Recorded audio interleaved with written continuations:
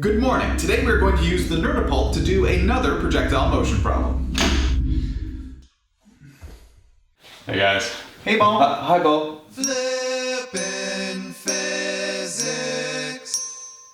Bobby, could you please read the problem? A ball is launched from the Nerd-A-Pult with an initial speed of 3.25 meters per second at an angle of 61.7 degrees above the horizontal. If the basket is 8.7 centimeters above the ball vertically, where should the basket be placed horizontally relative to the ball so the ball lands in the basket? Hold up, Mr. P. That sounds exactly like the last projectile motion problem we did. It's not the same. It's very similar.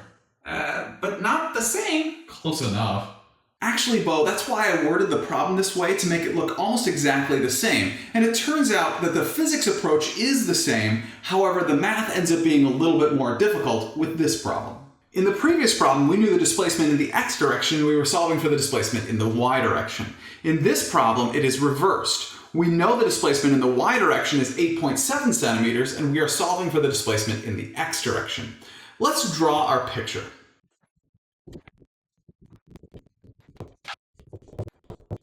Billy, what should we do now? We need to resolve the initial velocity vector into its components. True, using the fact that we know the magnitude and direction of the initial velocity, we need to figure out the initial velocity in the y direction and the initial velocity in the x direction. And because this is actually exactly the same as what we did in our last projectile motion problem, I'll just write it out on the board.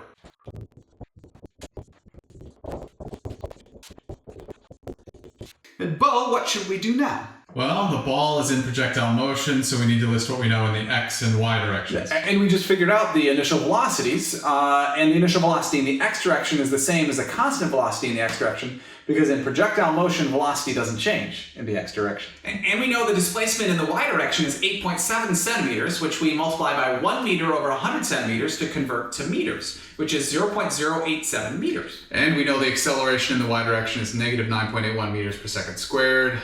And we're looking for the displacement in the x direction, so delta x equals question mark.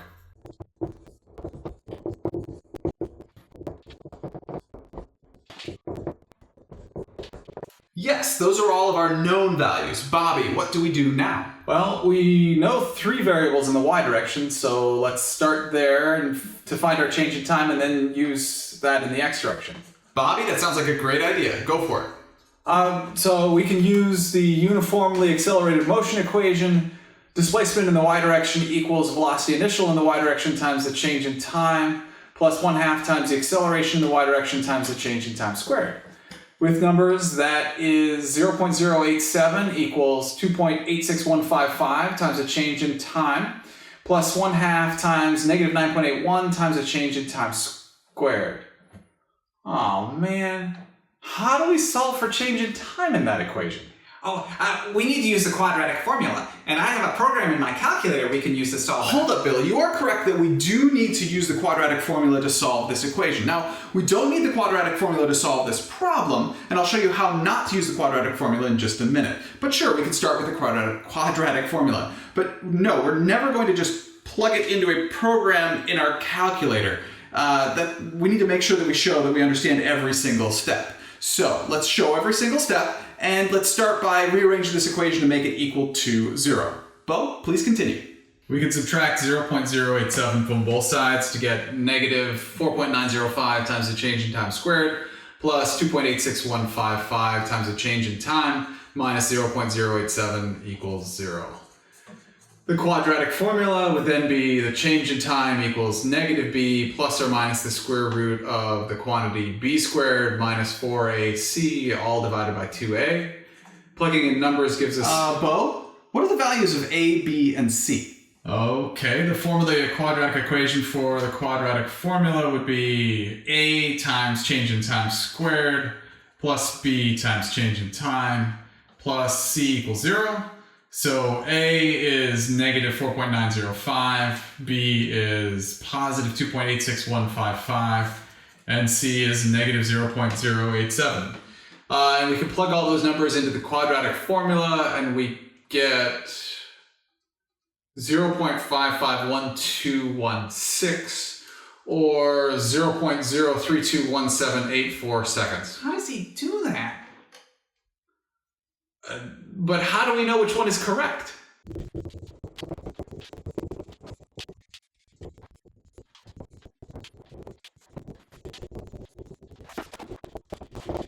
Bo, the change in time for the ball to go from here to there clearly is not as small as 1/30th of a second. Therefore, the change in time is 0.551216 seconds. Now, looking at all this math on the board, realize that this is not the way that I suggest that you solve this problem. I'm actually now going to erase all this quadratic formula math off of the board, and if you want to take a closer look at it, you're more than welcome to. My lecture notes are always posted on my website, so you can look there. So we're not going to use the quadratic formula. We're going to solve it in a different way. So the issue is that everybody wants to solve for the change in time directly, but what you should actually do is solve for the final velocity in the y direction first. Billy, could you please do so? Well, we know the final velocity in the y direction squared equals the initial velocity in the y direction squared plus 2 times the acceleration in the y direction times the displacement in the y direction. Taking the square root of the whole equation gives us the final velocity in the y direction equals the square root of the initial velocity in the y direction squared plus 2 times the acceleration in the y direction times the displacement in the y direction. With numbers, that is the square root of 2.86155 squared plus 2 times negative 9.81 times 0.087, which equals 2.54588 meters per second. Remember, be smarter than your calculator. Yeah, that's right. The solution to a square root can be either positive or negative, so positive or negative 2.54588 meters per second.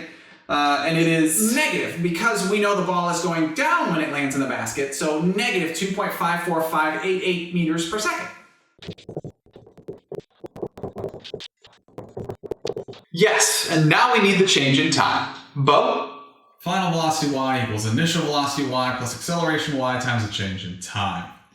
We need to solve for the change in time, so subtract the initial velocity y from both sides to get final velocity y minus initial velocity y equals acceleration y times the change in time. Divide both sides by the acceleration y, and we get the change in time equals the final velocity y minus the initial velocity y divided by the acceleration y, or negative 2.54588 minus 2.86155. Divided by negative 9.81, which is 0.55122 seconds, which is exactly what we got before. Correct. And notice that there is only one change in time, so unlike when we use the quadratic formula, we don't have two and try to figure out which one is correct. And actually there are 2 steps, but even though there are 2 steps, there's actually less math than when we use the quadratic formula. And we actually know more information. We know the final velocity in the y direction as well. So the only thing left to do is to figure out the displacement in the x direction such that the ball will land in the basket. Bobby, could you please figure that out? The velocity in the x direction equals the displacement in the x direction divided by the change in time. And because change in time is a scalar, it is the same in both the x and y directions. So we can use the change in time we just found in the y direction. Multiply by the change in time to get the displacement in the x direction equals the velocity in the x direction times the change in time, or 1.54079 times 0.55122, or 0.84934 meters. Let's convert to centimeters by multiplying by 100 centimeters over 1 meter and round to 2 sig figs. And we get 85 centimeters for the displacement in the x direction. Let's see if it works. And again, let's go outside where there's more light so we can have a faster shutter speed, 1/3000th of a second if you were curious. And therefore the ball will not be a blur and we can show it in slow motion.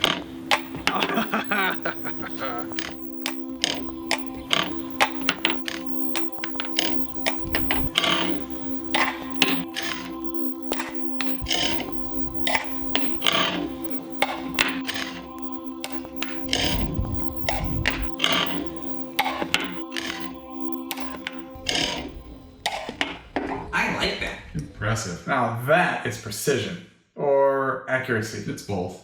Thank you. Now, I do want to point out that even though this problem looked very similar to the one we did before, mathematically it was a little bit more complicated because we had to start out in the y direction where the change in time is squared, and that just complicates things a little bit. So let's review. We started out by breaking our initial velocity into its components, then we listed everything we knew in the x and y directions. We started with the y direction and we used uniformly accelerated motion equations to solve for first the final velocity in the y direction, then the change in time. Then we switched to the x direction and used the change in time in the x direction in the equation for constant velocity to solve for the displacement in the x direction. That is what we did.